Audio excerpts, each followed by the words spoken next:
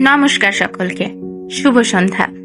আজ আপনাদের জন্য নিয়ে এসেছি মনের খুব কাছের একটা ভালোবাসার গল্প, অপেক্ষা। তো চলুন শুরু করা যাক।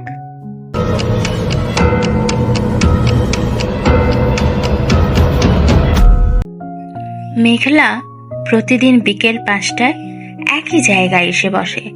স্টেশনের পুরনো বেঞ্চটায়। লোকজন আসে যায়, ট্রেন থামে, আবার চলে যায়, কিন্তু মেঘলা শুধু অপেক্ষা করে। 5 বছর আগে অভ্র যাওয়ার আগে বলেছিল, আমি ফিরে আসবো, তুমি অপেক্ষা করবে।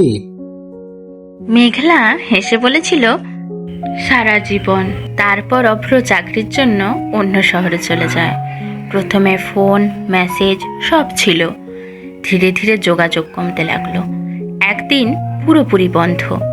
সবাই বলতো, সে আর ফিরবে না, নতুন জীবন শুরু করো। কিন্তু মেঘলা বিশ্বাস হারায়নি।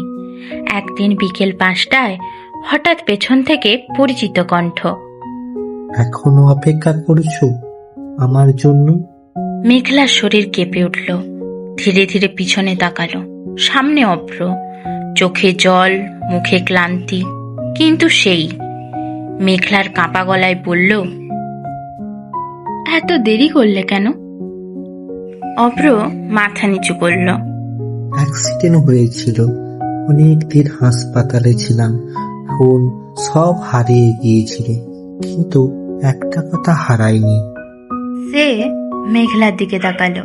তোমাকে ভালোবাসি। মেঘলার চোখ বেয়ে জল গড়িয়ে পড়ল। সে হেসে বলল, আমি বলেছিলাম না সারা জীবন অপেক্ষা করব। স্টেশনে তখন ট্রেন ঢুকছে। শব্দের মাঝেও দুজনের নীরবতা যেন সব কথা বলে দিল।